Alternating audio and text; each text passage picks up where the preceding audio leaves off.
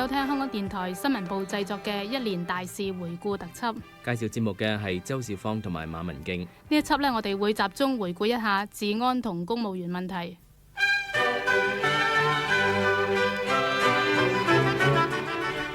喺治安方面，由年初嘅李鵬飛議員遇襲、船民中心打鬥，到其後嘅警務處長寓所被劫、警署被掟汽油彈，一連串嘅警匪槍戰，以至係年尾當中嘅名貴房車一步一步咁樣被偷走，一度係令到市民極度不安㗎。不過喺市民對治安信心動搖之際，我哋係見到街上邊巡邏嘅警員多咗，警方雷霆掃月打擊黃賭毒嘅次數亦都頻密咗，一時之間市民不安嘅情緒似乎又穩定落嚟。而睇翻數字，今年嘅罪案雖然係比舊年高咗，但係同其他地區特別係國際大都會嚟比較呢，香港仍然係治安比較好嘅城市。跟住落嚟，我哋會同大家重溫一下今年比較矚目同埋比較嚴重嘅一啲罪案。之後呢，我哋係會請警務處嘅官員一齊討論下滅罪嘅進展。喺2月6號嘅凌晨呢，立法局首席議員李鵬飛參加完一個晚宴之後，獨自揸車返回九肚山嘅馬陵徑寓所。佢喺門口落車嘅時候，突然間有一架平治房車向佢駛嚟，架車駛到李鵬飛面前，突然停低，車裏邊就走出咗4個男子向佢襲擊嘅。李鵬飛嘅頭部係受咗輕傷，但係並冇損失。李鵬飛憶述事件經過時話：佢當時大叫一聲：我係李鵬飛，你哋做乜嘢打我？匪徒立即就逃走，整個過程歷時10幾秒，相信匪徒只係想偷嘢。冇事冇事，冇嗌到任何嘢，我都唔知好 shock 㗎，10秒鐘到咁。話打劫啊？點㗎？冇啊，冇出聲，冇出聲。你識唔識佢哋㗎？唔識啊，見唔到啊。警方就將案件列做傷人案處理，並且相信係不涉及政治嘅。警方又話，沙田區舊年底呢曾經發生過3宗匪徒用汽車碰撞其他嘅名貴房車，趁住事主落車理論嘅時候打劫呢啲咁嘅案件，手法呢就係同李鵬飛遇襲情況相似，因此警方就相信事件就係同一班人所為㗎。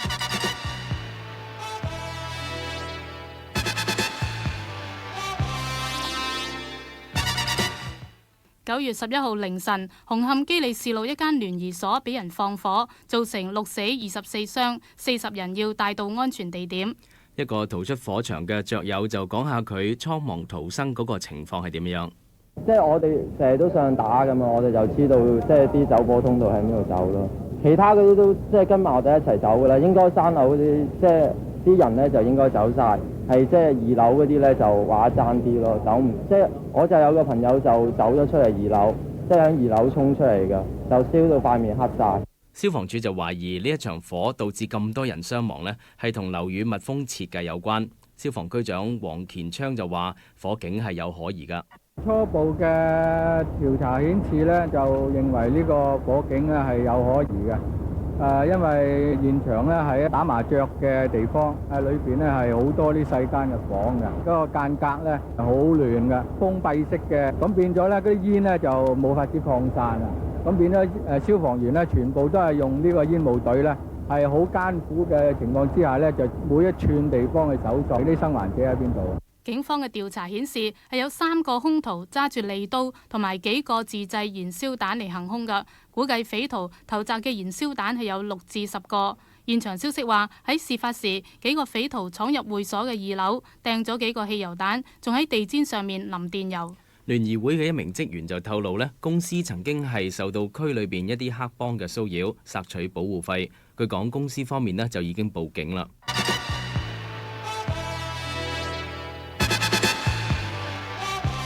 10日之後，即係9月21號，負責全港治安嘅警務處長李君夏，亦都受到不法之徒嘅挑戰。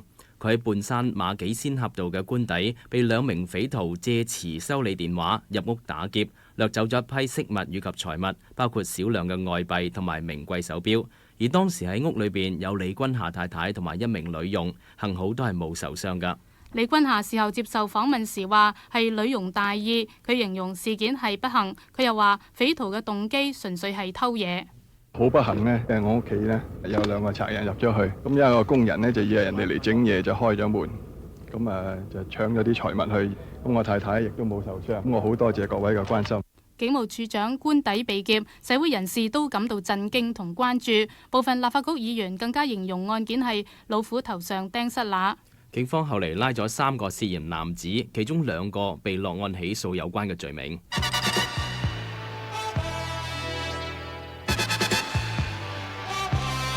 9月24號凌晨，距離警務處長官邸被劫唔夠3日，跑馬地警署俾人掟咗2個燃燒彈，停車場裏頭2架交通警察嘅電單車被焚毀。目擊者話見到一名年約20多歲、上身赤裸、着住短褲嘅男仔呢，就向警署掟咗燃燒彈嘅。一名督察發現咗呢名行兇者，就追咗一段路之後俾佢走甩。事發之後，警署並冇明顯加強保安。警方發言人話：今次事件唔應該同警務處長官邸被劫案拉上關係，警方係會列作個別案件處理。不過，亦都有議員認為一連2件事可能係黑社會向警方示威嘅信號。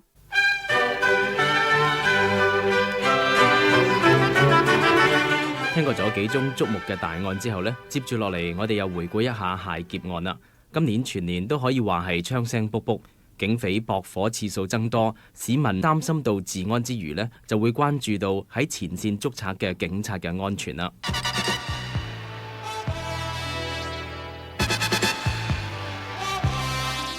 3月20號，油麻地佐敦道景福金行遇劫，警匪爆發槍戰，開咗20幾槍，造成1死3傷。死者係入境處嘅休班職員，佢當時加入追賊，俾匪徒開槍打中頭部不治。另外1個警員亦都係被打中腳部受傷，2個途人亦都係被流彈所傷。案發喺晚上6點幾，5、6名嘅持槍男子闖入金行，掠走咗一批手錶同埋金飾。逃走嘅時候遇上巡邏警員，雙方駁火。記者劉美玲喺現場嘅報導。據現場所見，隨處都可以見到彈頭同埋彈窿。一啲目擊者話，最少聽到20幾下槍聲。發生槍戰嘅時候，情況非常之混亂。一名途人講下當時嘅情形：啲車啊，所有都停晒啦，行人啦，匿埋晒，好混亂啊！啲匪徒係咁向住啲差人開槍。油麻地警區助理指揮官葉璇話：呢件案已經交由重案組調查。佢又話，案發嘅時候，啲匪徒一見警員就開槍，所以警方當時好難控制場面。好難諗到控制到啊！因為其實呢，賊人見到警察嘅時候已經係向警察開槍㗎啦。警察開咗大約7槍到啦，但係賊人呢就開咗好多槍，暫時我哋都數唔清楚開咗幾多槍。電話拉到一個呢係非法入境者，你會唔會係一個大陸落嚟香港打劫嘅一個匪幫呢？有可能㗎，因為呢根據嗰啲店員講呢，有啲人係講本地話，有啲人係講國語嘅。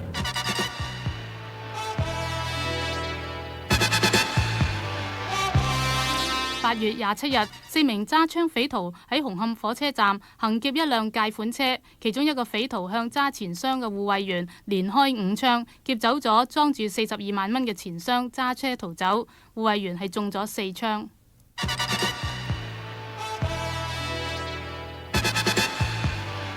第2日8月28號，上環皇后大道中2間相連嘅金行，俾5名揸刀槍嘅劫匪打劫，掠走咗400萬元嘅金飾。匪徒並且同警方駁火6響，挾持1名女人置入地鐵站，1名途人中槍死亡。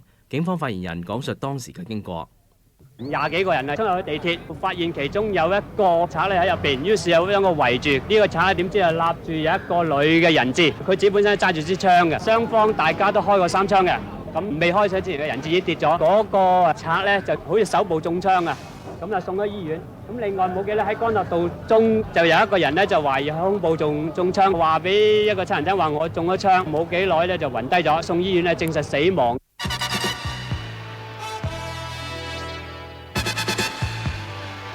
事隔1個禮拜，9月3號，中環大道中一間錶行亦都遇劫，警匪爆發槍戰，駁火10幾槍，掠走咗80幾隻手錶，價值700萬。警方話3名匪徒，2個持有火力強大嘅自動手槍，1個就揸手榴彈嘅物件，衝入錶行打劫，搜掠一番之後逃走。喺錶行門外邊，先後遇上咗1名警長同埋1名警員，雙方喺鬧市當中駁火，匪徒最少開咗8槍，而警員就還擊咗4槍。喺錶行外邊，我哋見到彈痕累累、彈頭彈殼散佈喺地上。有目擊者話，見到匪徒走入中環地鐵站同埋太古大廈，警員一度係將現場封鎖搜查。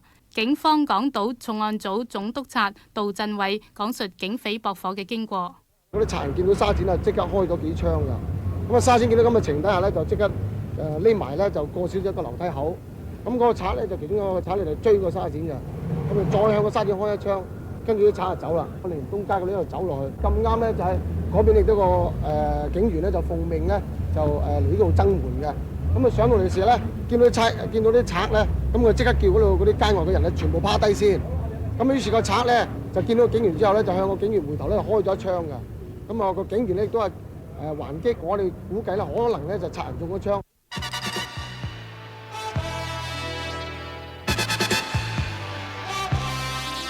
油麻地永星里喺11月20號凌晨，亦都傳嚟一陣槍聲，一名休班探員同幾名男子開槍駁火。不過現場就唔係發生劫案，而係制止一宗涉及黑幫嘅兇殺案。警方發言人李國基喺現場簡述案情。有2名男子當時喺度食緊嘢嘅，咁忽然間有4名男子，就3個持刀，1個持一個類似手槍物體。仲有呢，我哋相信有第5名嘅男子呢，又持一支手槍喺附近呢，就好似睇水咁啦。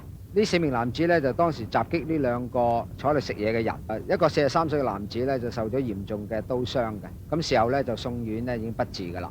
咁另外一個呢，當時係想逃走，但係呢，我哋相信匪徒開咗一槍，就打中咗佢嘅大髀。喺附近呢，當時有一個休班嘅偵緝探員呢，喺度食緊嘢嘅，咁見狀呢，就上前制止。匪徒向佢開咗呢，我哋相信起碼2槍。咁呢個偵緝探員呢，當時還火呢，就開咗3槍嘅。喺兇案中被斬死嘅男子，法醫驗屍之後證實佢頭部亦都中槍。而警方調查顯示，兇案嘅起因懷疑係涉及黑社會同錢銀問題。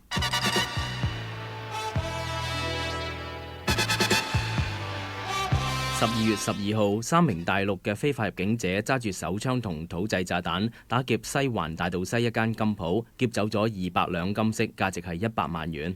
匪徒逃走嘅時候係遇上警員，雙方駁火，一共開咗4槍，冇打中人。1名疑匪被捕，其餘2個疑匪係走甩咗。港島西區指揮官黎柏希講下當時嘅情況。個賊人大約開咗3槍。咁而警方呢就係開咗1槍，咁啊跟住走咗去德輔道西嘅地盤嗰度呢，咁啊有其他嘅巡邏警員到達嘅時間就拉咗其中一部分嘅喺偷咗嘅金飾呢，我哋喺佢身上揾翻。咁個賊人呢，當時呢就有支係自動手槍嘅，都有啲子彈喺度。我相信呢類嘅手槍通常都會係喺大陸上高落嚟嘅。最拉嗰個人講係呢幾日嚟嘅。警方話被捕嘅疑匪證實係大陸非法入境者，至於2名同黨，相信亦都係非法入境者嚟㗎。佢哋都係受僱嚟香港做案嘅省港旗兵，喺案發前幾日由深圳偷渡嚟香港，打算得手之後，當晚就再偷渡返大陸。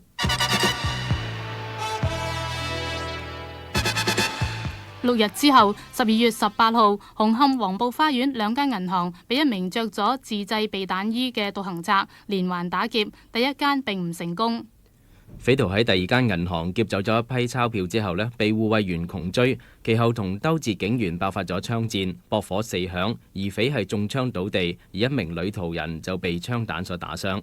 疑匪身上着嘅避彈衣係由2件好多個袋嘅背心組成，袋裏面係裝咗鋼片嘅，而佢身上起翻嘅一支手槍亦都證實係警方嘅失槍。警方重案組探員事後精奇四出，圍守港九新界多處地方，起出大批嘅武器，包括7把槍、5個手榴彈、弓箭同埋利刀等等。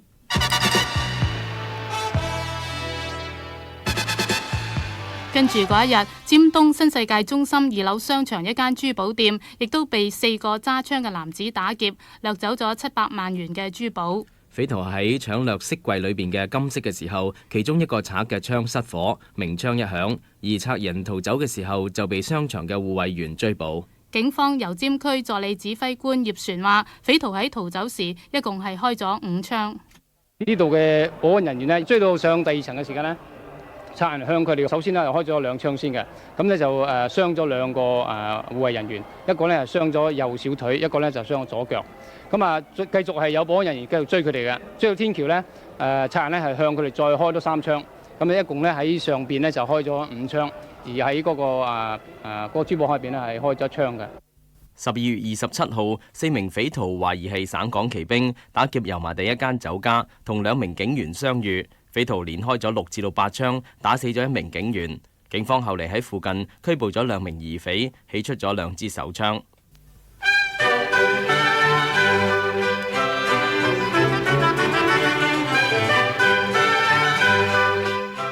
今年越南船民嚟香港嘅數目雖然間係比舊年減少，但係船民中心裏頭仍然都係陸續有示威同打鬥嘅事件，而令到市民最關注嘅係船民偷走事件。至於最大規模嘅一場船民打鬥就係喺年初發生。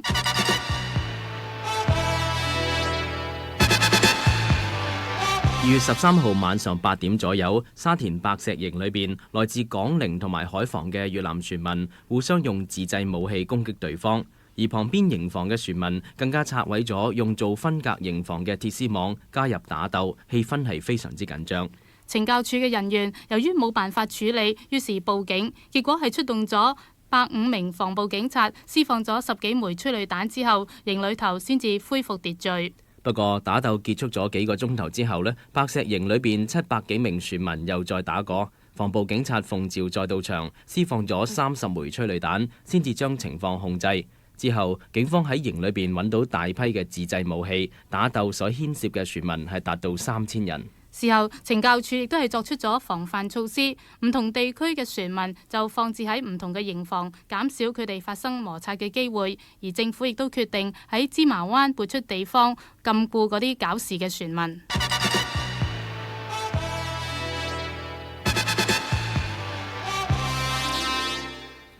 亦都係喺白石船民中心4月29日嘅凌晨，懲教署人員發現有大批嘅船民剪爛2層鐵絲網逃走，估計有成100人。警方就聯同懲教署派出大批人員圍搜，但係就並冇發現。喺跟住嗰幾日，陸續係揾翻部分船民，有一啲係喺其他船民中心同難民營揾到。不過喺嗰幾日，區裏頭就發生咗幾宗劫案，懷疑係同船民有關。受影響嘅馬鞍山村民仲組成咗自衛隊喺村嘅周圍嚟到巡邏。其中一名姓羅嘅村民講下佢哋嘅憂慮。我哋呢度建村30幾年，未曾試過有啲咁嘅情形發生過㗎。只有話驚啲狗唔見，係俾野獸襲擊，就未試過話有金錢上嘅損失。係呢個白石船民入咗嚟馬鞍山，我哋呢條村係第一次發生咁嘅事情。一啲居民又要求政府派出英軍協助搜殺懷疑匿藏喺山上面嘅船民，以及紮駐喺船民中心，防止再有船民外逃。喺5日之後，港府出動1200名警員以及400名懲教署職員喺白石展開歷來最大規模嘅搜營行動。由於船民抵抗，當局係發射咗大約係100枚嘅催淚彈。經過11個鐘頭，搜出咗2500多件武器，包括咗自製汽油彈、防毒面具同埋避彈衣。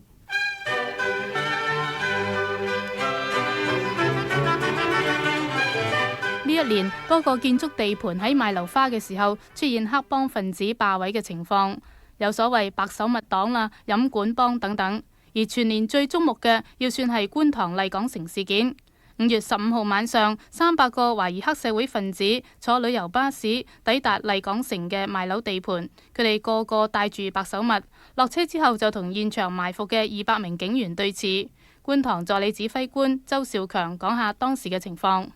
個路邊度呢，就群集咗喺度呢，就係亦都有啲人呢，相信係有嘢執到喺手揸住啲嘢，似乎有啲係揸竹啊揸成嘅。咁啊勸極都唔走呢，我哋唯一呢就係向前逼近嚟，令到佢哋走啊。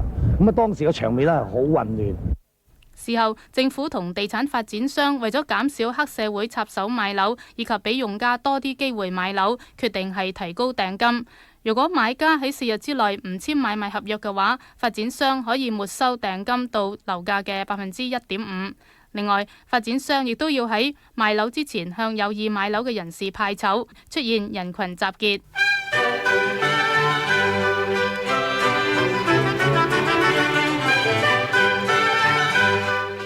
踏入年尾，安裝汽車防盜系統嘅生意顯著增加，只因為偷車嘅活動猖獗，連政府高官嘅座駕都成為偷車賊嘅對象。UC1號市政局主席嘅座駕、教育統籌司嘅 AM6、恒生銀行董事長以及幾位立法局議員嘅名貴汽車都一一被偷去。大家記憶猶新，相信係一位車主何先生有2部泊喺樓下停車場嘅名貴房車被匪徒開走。其中一架仲係落地咗10日，全港得3部嘅名貴跑車嚟㗎。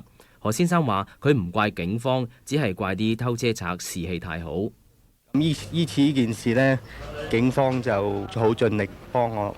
我覺得警察士氣唔係唔好，賊啲士氣太強。而家香港一路咁樣搞落去呢，就唔知會點咯。為咗揾翻架靚車，何先生係懸紅10萬，結果第2日佢亦都係如願以償，架跑車喺西貢被發現。警方方面亦都不遺餘力，喺1星期之內出動2000人次掃蕩偷車集團，亦都出動到飛虎隊喺馬鞍山追捕匪徒。連串行動之後，係起翻11架失車。有組織及嚴重罪案科參事盧奕基解釋揾翻咁少失車嘅原因。主要困難就係喺馬路上嘅車係相當多，我哋根據數字統計呢係超過19萬嘅。咁同時呢，香港亦都有咁多個停車場，有咁多個泊車嘅位。我哋所知起碼係超過5萬個泊車位喺不同嘅種類嘅公共人士可以達到嘅停車場。咁加上私人樓宇嘅停車場，咁由於嗰個問題係咁大呢，咁所以呢就有咁嘅突然嘅趨向呢，都唔係太出奇嘅。喺塞車浪潮下，意外保險業工會決定提高汽車盜竊保費，加幅係由2成至到2倍。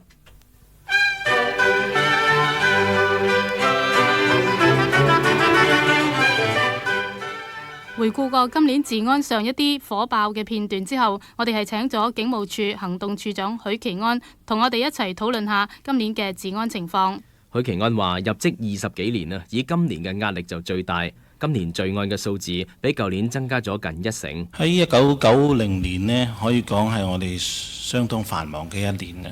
咁從呢個數字嗰方面睇，整體嘅罪案嘅數字呢，比起過去舊年呢，就係加咗9%嘅。咁同時係有幾件好震撼性嘅案件，咁所以呢，俾到市民會覺得個治安係好壞。咁其實如果我哋睇睇1990年嘅案件，比起呢個1980年嘅案件呢，仍然係低。咁同時，如果我哋比下其他嘅大城市呢，香港仍然係一個安全嘅地方嚟。喺械劫案方面，截至11月底為止，有310宗劫案都係涉及用槍嘅，55宗係用真槍，比舊年同期係有增加。警務處行動處長許其安話：大部分嘅槍係從中國流入香港。照我哋調查所得呢，大部分嘅槍呢都係由嗰啲非法入境者啊咁樣嘅身上帶入嚟香港嘅。佢哋可能會係由水路或者係由呢個陸路運入嚟嘅。咁如果非法入境者都可以偷到入嚟呢個市區啦，咁槍械當然係可以偷到入嚟啦。第一樣呢，我哋所做呢就係需要中國嗰方面嘅合作啦。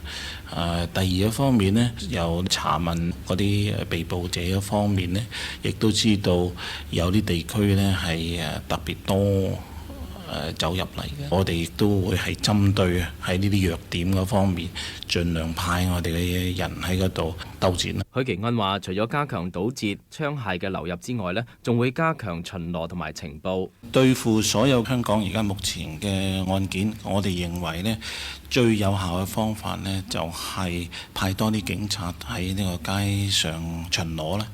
咁雖然大家都亦都知道我哋今年係有一個招募同埋一個流失人才嘅困難，但係呢，我哋亦都係盡我哋嘅力量去抽調，譬如喺室內做工作嘅人呢，就派去街上巡邏。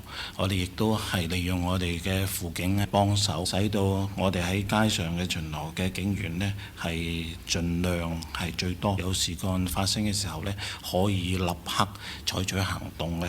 咁好似譬如最近有好多嘅械劫案啦，咁我哋嘅警員呢都好快就會到達現場。喺情報嗰方面啦，就係亦都係相當重要。我哋認為消滅犯罪組織呢，刑事情報呢係不可缺少嘅。咁我哋喺呢方面呢，亦都下咗好多功夫。而我哋喺我哋嘅刑事情報科呢，最近呢亦都係增添咗新嘅電腦嘅設備，對我哋呢一個收集同埋分析喺情報嗰方面呢，係有好大嘅幫助嘅。至於黑社會問題，許其安話警方係落咗好多功夫去打擊黑社會活動。大家都知道黑社會係一個好長遠嘅問題，咁喺市民嘅心目中呢，係時常都係一個陰影嚟嘅。咁同時亦都有啲案件好似紅磡嘅縱火同埋謀殺案件涉及黑社會，所以呢，使到市民呢就覺得黑社會滲透香港呢係相當之重要。咁其實以我哋嘅數字睇呢，黑社會喺過去1年嘅案件呢，只係得3000宗，佔總罪案呢大約係4%嘅啫。但係我哋都知道涉及黑社會嘅案件呢，唔係話件件都報。咁所以呢，我哋係絕對唔會低估呢個黑社會嘅活動，亦都係下多好多嘅工作。譬如黃賭毒呢，就係黑社會嘅財政嘅來源之一。咁所以我哋喺除三害運動嗰度呢，就每一個月呢都平均呢就出動3450次。咁同時拘捕嘅人數呢，大約都係有800個嘅。另外好多人都會聽過我哋嗰個黎庭掃月嘅行動。就話喺呢個黑社會出入嘅地方呢，就大規模咁樣去搜查，咁亦都得到效果啊。另外一方面呢，我認為對黑社會最有效嘅方法呢，就係用呢個長線，即係譬如去滲入佢哋，用臥底嘅方式啊咁。但係呢啲係需要好長嘅時間。譬如喺過去我哋做過一個行動，需要5年嘅時間呢，先至將啲人繩之於法嘅。咁所以你知道呢啲係需要好長時間去做嘅。你哋都係經常呼籲呢市民係要舉報罪案嘅。咁不過好多時候呢，就大家都關心到，如果係舉報咗嘅時候，自身嘅安全唔知冇得保障呢。咁所以有啲議員呢，亦都係建議話，即係可唔可以呢，就由一啲高層人士呢，係專門係接收呢啲線報，咁呢，同埋要加強即係提供線報資料嗰啲市民嘅安全嘅。咁警方喺呢邊有冇咩諗法呢？如果係提供線報呢，我哋可以肯定咁講，對於線人嘅身份呢係絕對保密嘅。但係呢，線報還線報，證供就還證供。我哋如果要將呢啲歹徒繩之於法呢，我哋一定需要證人去法庭俾證供嘅。喺呢一方面，你話我哋可唔可以做到保護所有嘅證人呢？咁我諗呢個係一個好不切實際嘅。如果你認為需要我哋要24小時去保護一個證人，咁香港全港你話有幾多？我哋嘅警察呢係冇可能會做到咁樣。但係喺個別嘅情況之下，如果係有好特別嘅案件呢，我哋會係有咁嘅設備。咁同時呢，我哋亦都希望如果市民係認為佢因為作供而令到覺得自己係有所顧忌嘅呢，佢可以成日同我哋聯絡啦。如果佢覺得有咩有懷疑嘅呢，即刻同我哋講，咁我哋會採取適當嘅行動。而偷車方面，警方數字顯示今年增幅係達到50%。行動處長許其安講下個情況。冇錯，數字呢係增加得好多。今年嘅偷車到而家呢已經係接近咗6000宗，比起舊年呢就係加咗成50%嘅。咁雖然接近70%啲車呢都係揾翻，咁但係喺名貴車輛，即係好似有幾隻平治牌寶馬同埋呢個皇冠牌嘅車呢，揾翻嘅率呢就低好多咯。咁我哋相信呢啲車輛呢都運去鄰近嘅國家。以我哋嘅調查所得到同埋呢個有過去嘅案件，我哋係偵破到嘅呢，亦都係有好多車輛係用呢個快艇係偷運去呢個中國嘅地區。咁最近呢，我哋亦都將所有失車嘅資料，譬如佢車牌同埋 engine 嘅號碼呢，都俾咗呢個中國公安當局，希望佢哋喺呢一方面呢係可以幫助我哋嘅。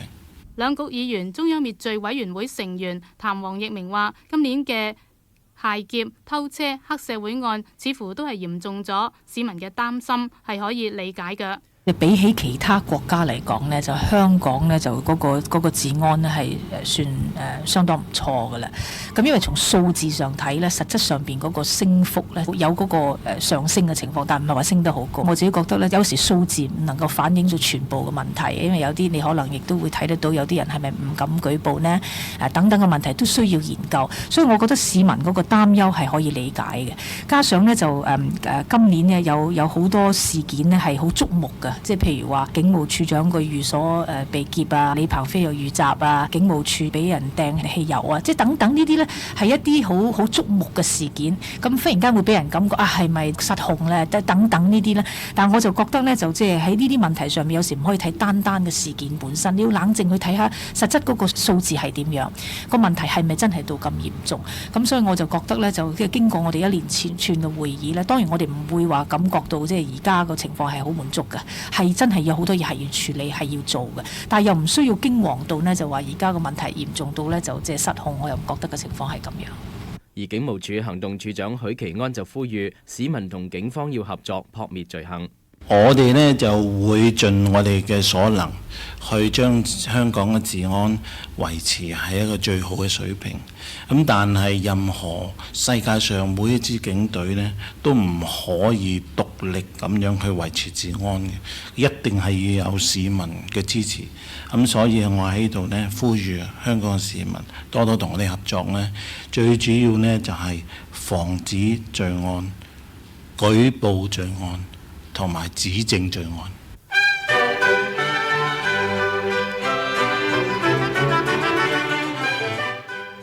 除咗治安問題惹人關注之外，今年一波接一波嘅公務員工潮，亦都佔咗唔少傳媒嘅篇幅。震撼最大嘅就要算年初消防員嘅絕食行動啦，一度有800名嘅消防員感到不適要送院，超過1/3嘅消防局就要關閉。我哋一齊回顧一下當時嘅情況。3月26號，中區布政處外邊呢，一早就有幾百名嘅休班消防員靜坐，其中100幾個就係參加咗絕食噶。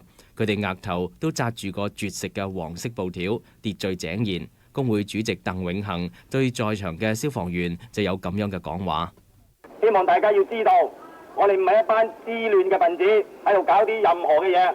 希望大家要知道，不過我只係聽到頭先嘅信息。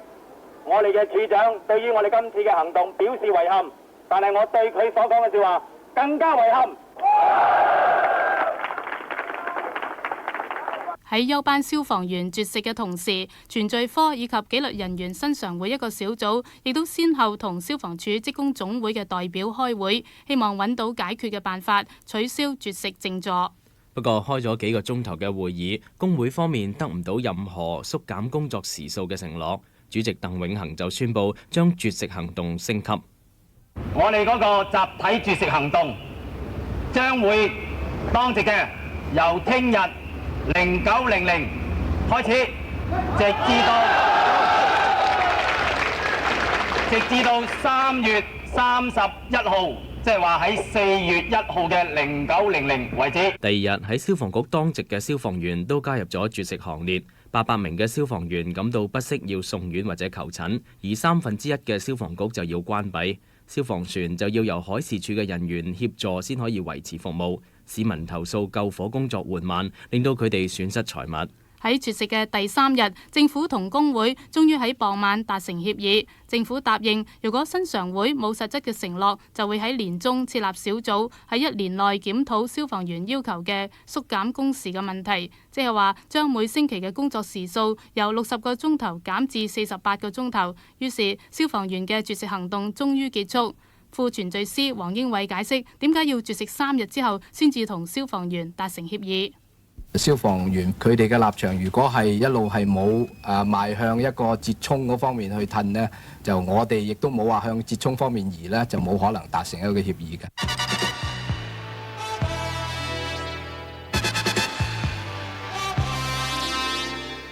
消防員嘅58小時絕食行動結束之後，唔到半年，政府配藥員就指政府冇誠意改善佢哋嘅訓練同埋薪酬架構，亦都發起咗唔做3項非配藥嘅工作。喺行動嘅第一日，即係9月5號，部分醫院同診所排隊攞藥嘅人龍比平日都長咗。發起行動嘅藥劑職員會主席周曉峰咁講：雖然表面睇嚟嘅輪候時間長咗，但係對於佢哋得到嘅服務啊，同埋佢哋應該得到嘅權利呢，佢哋係應該係可以達得到嘅。無論喺佢哋服用嘅藥物，佢哋對於點樣去儲存啊，或者係了解自己食緊啲咩藥，有乜嘢需要禁忌嘅話呢，咁令到佢哋得到一個詳細嘅資料。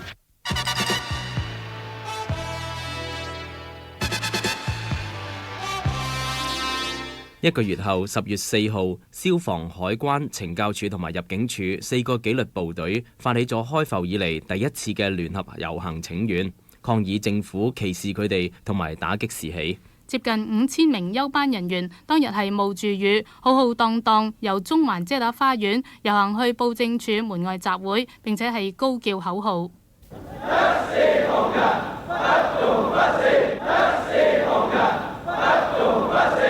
佢哋同時派出代表到港督府遞信，當時嘅紀律部隊評議會主席李莊智係咁樣批評政府嘅政策：一個中學畢業嘅警員喺做滿6年，佢可以等於我哋紀律部隊隊目或者俗稱係沙展嘅人工。咁你叫我哋點樣做嘢？4個紀律部隊呢一次嘅聯合行動，主要係由於行政局接納咗紀律部隊新常會嘅建議，承認警隊工作嘅獨特性，額外加薪俾警隊，引起咗其他4個紀律部隊嘅不滿，要求港督成立獨立嘅仲裁委員會，重新評定呢一個決定。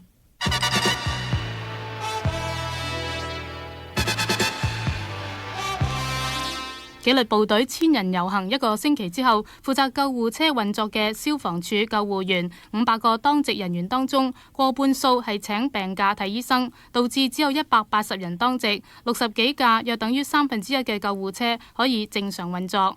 喺當日朝早，除咗緊急服務之外，非緊急服務全部停頓。消防處要出動幾十名受訓學員執行救護員嘅職務。呢一次集體請病假行動係由於救護員不滿為私家醫院同私營安老院呢一啲牟利機構免費提供非緊急服務。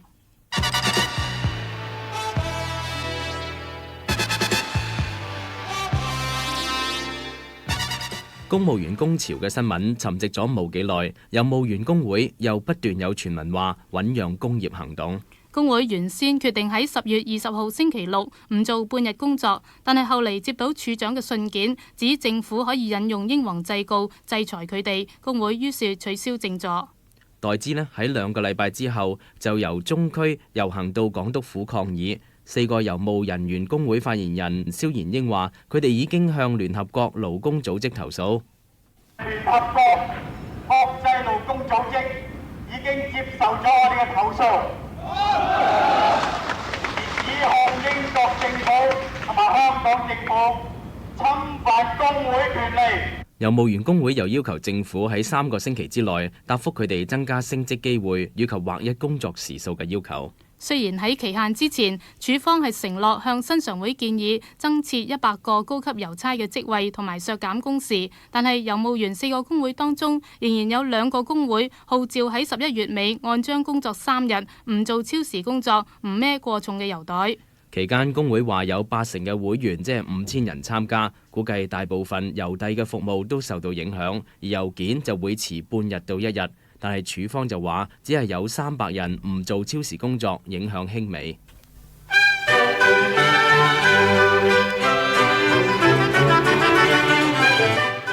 就一連串公務員工業行動，我哋係同華員會會長林金城傾過，佢認為好多問題都係積壓多年。原因呢，就係我哋覺得呢就不嬲呢部門呢冇個權力呢去大幅度或者點樣改善員工嘅工作情形。因為涉及咧好多嘢嘅，咁通常個渠道方面呢，就係如果員工有不滿呢，就梗係第一樣咧，即接觸嘅就佢嘅職級嘅首長啦。咁職級嘅首長如果化解唔到啦，咁就會去到個部門嘅主管或者 head of department。咁但係部門主管都化解唔到呢，就通常呢就會借助程序司啊、程序科嗰邊嘅人。咁但係呢，通常程序科嘅人呢，都唔係有咁嘅權力。咁咁佢要喺兩方面，第一樣呢，就涉及財政委員會啊，好多時呢，就新常會呢，就要加個意見上去，俾個最後嘅判斷咁之類。咁啊，呢啲呢，就係令到呢，就好多職級、好多部門呢，佢嘅問題呢，就可以係有啲呢，就積落嚟呢10幾年前嘅問題嚟嘅，咁啊一路積落累積落嚟啦。咁加上新常會呢，就俾我人一個印象呢，就係邊個職級呢，嘈一嘈多啲呢，佢就睇多啲去。咁啊，又加上新常會有個報告就嚟出啦，咁啊員工呢，就覺得好似啲人跌咗落水浸親啊，嗱一聲走緊啲嘢咁，所以呢，佢哋係好勇於呢去表達佢哋以前累積落嚟嘅不滿，有陣時都唔係純粹係薪金嘅問題。其實為咗令到呢個龐大嘅公務員組織有效咁運作，意見可以上達，政府亦都設立咗好多溝通渠道。比方話每個部門都設有資委會，公務員工會就有各級評議會。難道呢啲咁樣嘅渠道都出現咗問題，以致問題係積壓多年咩？部門嘅諮詢會，我就覺得佢哋嘅範圍係比較狹窄一啲，就解決員工嘅問題呢就比較少啲。咁所以往往員工呢，就喺呢啲會議之外呢，就要去提出要同本方呢就傾談嘅。咁呢個評議方面呢，涉及問題呢，就係唔係話個別職級嘅，佢涉及係一個全體公務員方面嘅問題嘅。裏邊而家呢個解決問題嘅速度呢，亦都係好慢，往往一個問題呢，有啲呢就係可以話係好多年呢喺度議案裏邊都未解決。問題呢就係政府好多時呢就係解釋唔到佢拖延嘅原因，係員方方面呢，亦都好多時呢為呢啲問題呢就係好勞氣。華員會會長林金城又話：近年社會風氣流行上街遊行，公務員亦都係受到呢一種風氣感染。最近社會嘅風氣咧都好興啊，即係遊行啊、示威啊、抗議啊咁呢啲，其實一個社會風氣咧都係有影響喺度。正如頭先講啦，就談判啊渠道咧就係同你談嘅人咧根本上冇咁嘅權力，咁啊變咗壓力就喺個會員嚟，個會員就覺得我哋需要去用某種方式去表達呢啲不滿。雖然檢討公務員薪酬福利架構嘅新常會報告塵埃落定之後，政府短期之內都唔會作出檢討，但係華員會會長林金城就話，工會今後仍然會繼續爭取員工嘅福利。我諗勞資嘅關係就唔係話做完一樣嘢就完成咗就冇咗呢啲勞資嘅問題存在嘅，係佢又永遠都存在，永遠都去處理。咁啊，員方嘅感受同埋資方嘅可以俾出幾多呢？係永遠存在嘅。呢個係對立嘅問題嚟嘅。嚟緊一年，人力資源同埋長俸嘅安排都會係爭取嘅目標。我諗人力資源呢都係一個問題啊，因為香港政府而家為咗緊縮支出呢，員工增長係冇嘅。咁啊，會加重咗勞方方面嘅工作壓力啊，可能會影響員方士氣啊。長俸固然係一個令到員工咧安唔安心工作其中一個好緊要嘅問題啦。佢哋覺得97年後咧，佢哋嘅信心對於長俸個發放啊成咧係好關注。嚟緊嘅每一個高評會嘅會議，呢個問題咧都係一個議程嚟嘅，直至咗呢件問題有解決。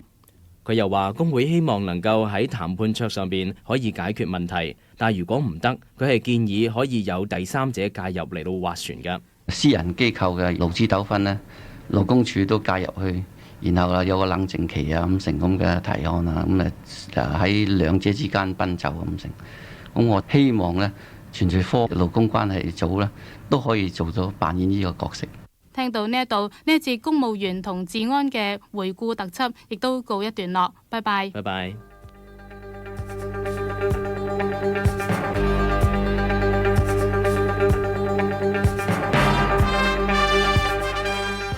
聽過過往一年本港嘅一啲大事回顧之後，喺聽日新聞部會推出另外一個特輯，為大家回顧過去一年中英港關係以及本港政制嘅發展。請留意聽日晚上11點新聞之後，香港電台125台嘅播出啦。